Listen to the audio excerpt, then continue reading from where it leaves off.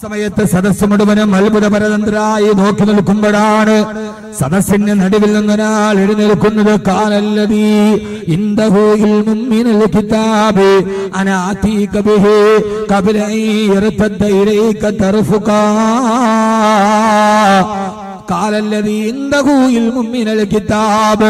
അള്ളാഹുവിന്റെ വിശുദ്ധമായ വേദഗ്രന്ഥത്തിന് അപൂർവ പരിജ്ഞാനമുള്ള ഒരു മഹാപണ്ഡിതൻ എഴുന്നേറ്റ് നിന്നു.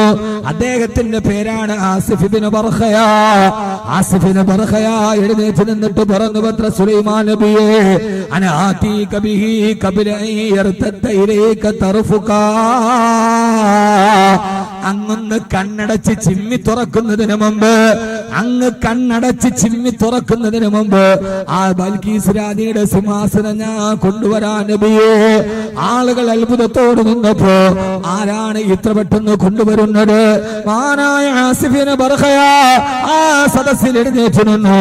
അല്ലാഹുവിലേക്ക് സർവ്വതും അർപ്പിച്ചിട്ട് ഒരൊറ്റ ദുആയാണ്, യാ ഹയ്യു യാ ഖയ്യൂം യാ ഹയ്യു യാ ഖയ്യൂം യാ ഹയ്യു യാ ഖയ്യൂം. ഈ ദിക്ർ അസ്മാഉൽ ഹുസ്നയിൽ പെട്ടതാണെന്ന് പണ്ഡിതന്മാരെ രേഖപ്പെടുത്തിയിട്ടുണ്ട്. ആ ദിക്ർ പറയേണ്ട താമസം ആയിരക്കണക്കിന് കിലോമീറ്റർ അകലെയുള്ള ബൽക്കീസിന്റെ സിംഹാസനം സുലൈമാൻ നബിയുടെ കൊട്ടാരത്തിന്റെ മുമ്പിൽ പറന്നു വന്നിരുന്നു. അല്ലാഹുവിന്റെ വിശുദ്ധ ഖുർആൻ. എന്റെ പ്രിയപ്പെട്ട സഹോദരങ്ങളെ, ഇത് അല്ലാഹു സുബ്ഹാനഹു വ തആല പഠിപ്പിച്ചു കൊടുത്ത മുഅ്ജിസത്താ. ഇവിടെ ആസിഫ് ഇബ്നു ബർഖയ പറഞ്ഞതെന്താ? ഞാൻ ആ സിംഹാസനം കൊണ്ടുവരാം. അനാതീക ബിഹി ഖബ്ല അൻ യർതദ്ദ ഇലൈക തർഫുകാ. അങ്ങയുടെ കണ്ണടച്ച് ചിമ്മി തുറക്കുന്നതിന് മുമ്പ് ആസിഫ് ഇബ്നു ബർഖയ ഇവിടെ എന്നെ നോക്ക്. അദ്ദേഹം പറഞ്ഞ എന്താ? കണ്ണടച്ച് ചിമ്മി തുറക്കുന്നതിന് മുമ്പ് അനാതീക ബിഹി ഖബ്ല അൻ യർതദ്ദ ഇലൈക തർഫുകാ. അങ്ങ് കണ്ണടച്ച് തുറക്കുന്നതിന് ായിരിക്കും. നിങ്ങൾ ഉറങ്ങുക. കണ്ണടച്ച് ചിമ്മി തുറക്കുന്നതിന് മുമ്പ്. ഖുർആൻ പ്രസംഗം എങ്ങനെയാണ്? വാള് പറഞ്ഞാൽ പിന്നെ എന്തേലും പറഞ്ഞ് അങ്ങോട്ട് പോയാൽ മതി. ഈ ഖുർആൻ എന്താന്ന് പരിചയപ്പെടണ്ടേ? ഒരാൾക്ക് കണ്ണടയ്ക്കണമെങ്കിൽ, കണ്ണടച്ച് തുറക്കണമെങ്കിൽ എത്ര സമയം വേണം? കണ്ണടച്ച് തുറക്കണമെങ്കിൽ 1 സെക്കൻഡ് അല്ലേ? കണ്ണടച്ചു തുറന്നു, 1 സെക്കൻഡ്. അങ്ങനെയല്ലേ? കണ്ണടച്ച് തുറക്കണമെങ്കിൽ 1 സെക്കൻഡ് മതിയില്ലോ. ഇവിടെ ഖുർആൻ പറഞ്ഞത് എന്താ? ഖബ്ല അൻ യർതദ്ദ ഇലൈക തർഫുകാ. കണ്ണടച്ച് ചിമ്മി തുറക്കുന്നതിന് മുമ്പ്. അപ്പൊ 1 സെക്കൻഡിന് വേണ്ട, 1 സെക്കൻഡ് വേണ്ട. എത്ര സെക്കൻഡ് മതി? അര സെക്കൻഡ് മതി. മനസ്സിലാകാനുണ്ടെന്ന് ഞാൻ പറയണത്. ഖബ്ല അൻ യർതദ്ദ ഇലൈക തർഫുകാ. കണ്ണടച്ച് ചിമ്മി തുറക്കുന്നതിന് മുമ്പ്. കണ്ണടച്ച് ചിമ്മി തുറക്കണമെങ്കിൽ 1 സെക്കൻഡ്. അതിന് മുമ്പെന്ന് പറഞ്ഞാൽ അര സെക്കൻഡ്. സെക്കൻഡിനെ വിഭജിക്കാമെന്ന് ശാസ്ത്രം കണ്ടുപിടിക്കുന്നത് 19ാം നൂറ്റാണ്ടിലാണ്. പക്ഷേ സെക്കൻഡിനെ വിഭജിക്കാമെന്ന് മഹാനായ സുലൈമാൻ നബിയുടെ സദസ്സിലൊരാള് പറയുന്നത് BC 1050ലാണ്. സെക്കൻഡിനെ വിഭജിക്കാമെന്ന് ശാസ്ത്രം കണ്ടുപിടിക്കുന്നത് 19ാം നൂറ്റാണ്ടിന്റെ അവസാനത്തിലാ. BC 1050 സുലൈമാൻ നബിയുടെ കൊട്ടാരത്തിൽ എഴുന്നേറ്റ് നിന്നിട്ട് ഒരു മൊയ്ലിയാര് പറയാ സെക്കൻഡിനെ വിഭജിക്കാമെന്ന്.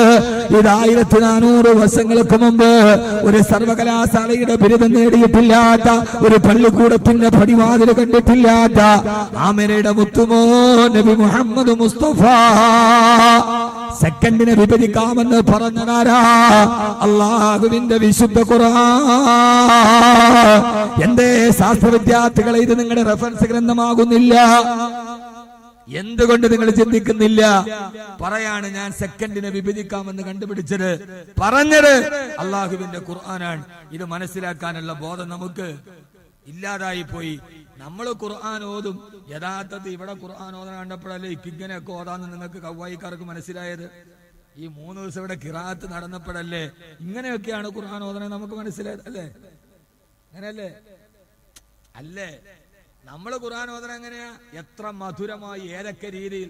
സബ് ഖിറാഅത്തുണ്ട്. 7 രീതിയിൽ ഓതാം. വല്ലുഹ, വല്ലുഹേ, വല്ലുഹേ വല്ലൈലി ഇദാ സജേ ഓതാം. നമ്മൾ ഖുർആൻ ഓതണ എങ്ങനെയാ? ബിസ്മില്ലാഹിർ റഹ്മാനിർ റഹീം. അൽഹാഖതു മൽഹാഖ വമാ അദ്റാക മൽഹാഖ കദബത സമൂദു മാദും ബിൽ ഖാരിയ അമ്മാ സമൂദു വഉലികു ബിത്താഖിയ. നമ്മളെ റമളാനിലെ ഒരു ആചാരം പോലെ ഇങ്ങനെ ഓതി തീർക്കുന്നതല്ല ഖുർആൻ. വരികൾക്കിടയിലൂടെ വർത്തമാനകാല ലോകത്തിന്റെ തവള വിപ്ലവത്തിന്റെ പുറപ്പാട് പാടിയ അള്ളാഹുവിന്റെ വിശുദ്ധമായ ഖുർആൻ സെക്കൻഡിനെ വിഭജിക്കാമെന്ന് BC 1050 എന്റെ പ്രിയപ്പെട്ട ചെറുപ്പക്കാരാ, ഇനി ഞാൻ ഒന്നുകൂടി പറഞ്ഞു തരട്ടെയോ?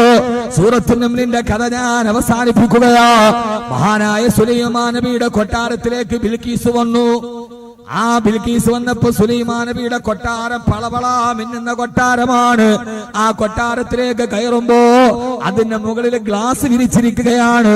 താഴ്ഭാഗത്തുകൂടി അരുവി ഇങ്ങനെ ഒഴുകി നടക്കുകയാ. ഇന്ന് കേരളത്തിൽ അങ്ങനെയുള്ള വീടുകളുണ്ട്. ഗ്ലാസിന്റെ താഴ്ഭാഗത്തുകൂടി താഴെ കൂടി അരുവി, മുകളില് ഗ്ലാസ്. ഇന്നലെ ഞാൻ ഖത്തറിലാണ്. ഖത്തറിൽ പോയപ്പോ എന്റെ ഒരു സുഹൃത്തിനോട് പറഞ്ഞു, അടുത്തൊരു വീട്ടിൽ ഹൗസ് വാമിങ്ങിന് പോയി. ഡൈനിങ് ടേബിൾ ഇരിക്കുമ്പോ മുകളിൽ ഗ്ലാസ് ആണ്, താഴെ സ്വിമ്മിംഗ് പൂൾ ആണ് അത്ര.